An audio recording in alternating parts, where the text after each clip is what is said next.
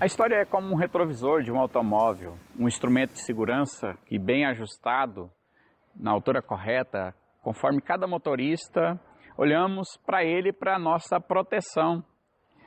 E principalmente nas ultrapassagens, para as conversões. Nosso olhar é focado na estrada, com relances no retrovisor. Assim nós prosseguimos a nossa viagem.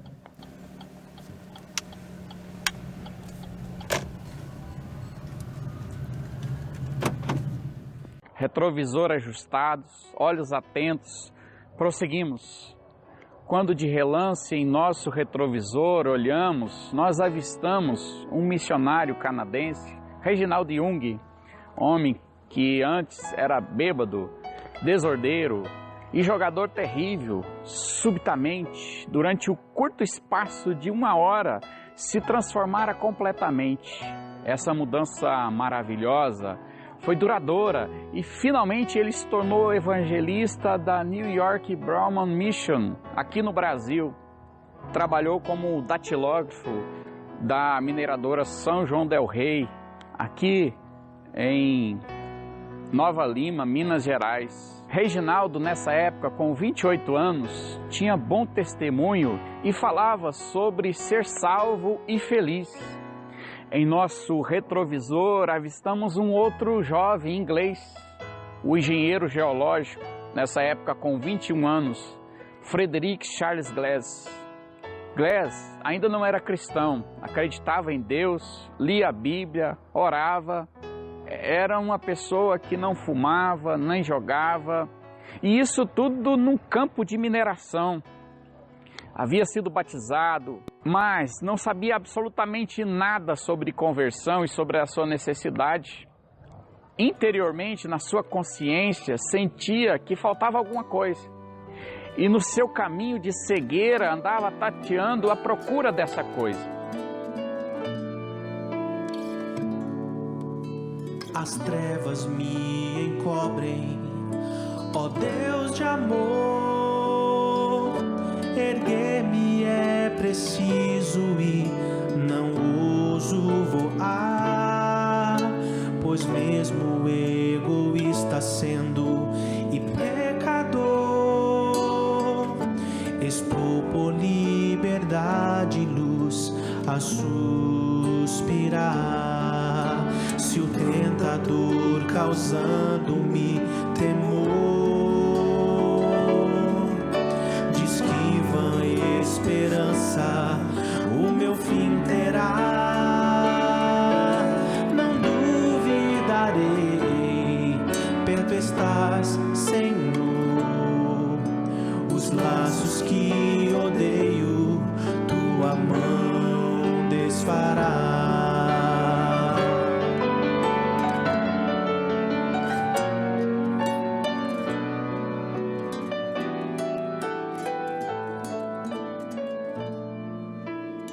O jovem Frederick chegou aqui no solo brasileiro em 1892. Trabalhou numa companhia de estrada de ferro e em meados de 1895 começou a trabalhar aqui nessa mineradora.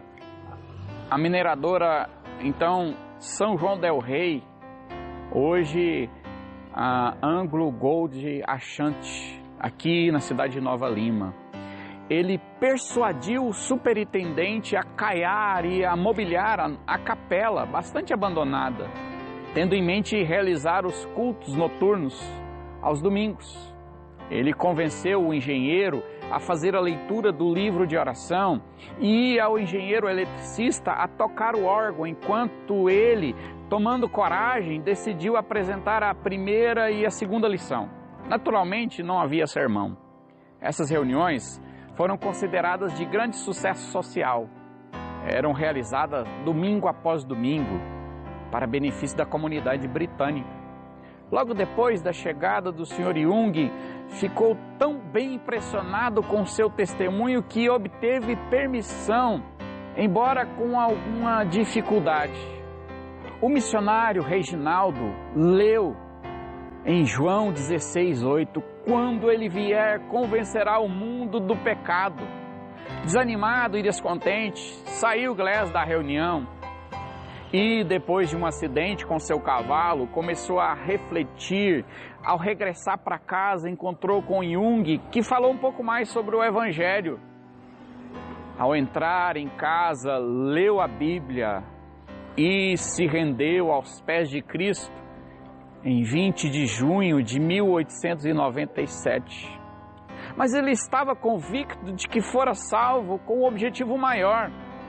Ele não conseguia escapar à convicção do seu dever, até que um dia Satanás lembrou que ele tinha um contrato de 4 anos com a companhia e ainda faltava 2 anos e meio para terminar o contrato. Como cristão, ele tinha a obrigação de cumprir o contrato. Logo depois, ele sofreu um acidente com arsênio e, desenganado, o contrato foi rompido pela mineradora. Como não sei, não posso perceber o plano divino que livre me faz, mas creio na tua graça, em teu poder, esperar em teu amor me satisfaz.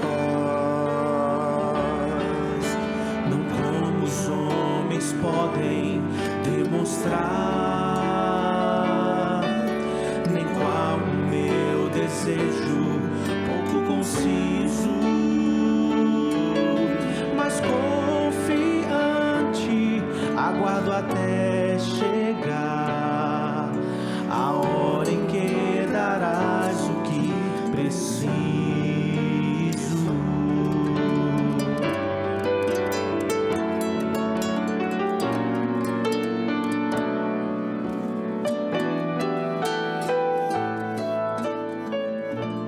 Deus recuperou sua saúde e agora ele estava livre para sair e realizar o seu trabalho de colportagem. Glass saiu em sua jornada e por 4 anos trabalhou andando, vendendo Bíblias, pregando o Evangelho. O missionário Jung foi para a cidade de São Paulo, onde em 25 de agosto de 1901 fundou a Igreja Cristã Paulistana. Depois, Jung foi para Portugal, onde em 1906 fundou a Segunda Igreja Batista do Porto, em Portugal. O reverendo Glass seguiu para Goiás, em Catalão, em maio de 1902. Com apenas 11 dias, ele plantou a Igreja Cristã Evangélica de Catalão. Seguindo no ano de 1904, batizando os primeiros conversos na cidade de Goiás. No mesmo ano, também em Gameleira, atual Cristianópolis, e assim percorreu o Brasil e parte da América Latina.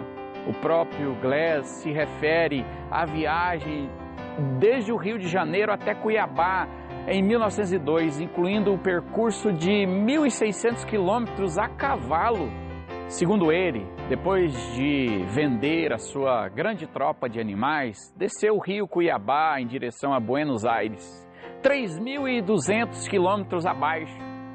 Pode-se perceber a longevidade do ministério com o texto em que ele se refere no ano de 1941, em evidente demonstração de vigor e intensidade ministerial em plena época e região de Lampião, o rei do cangaço.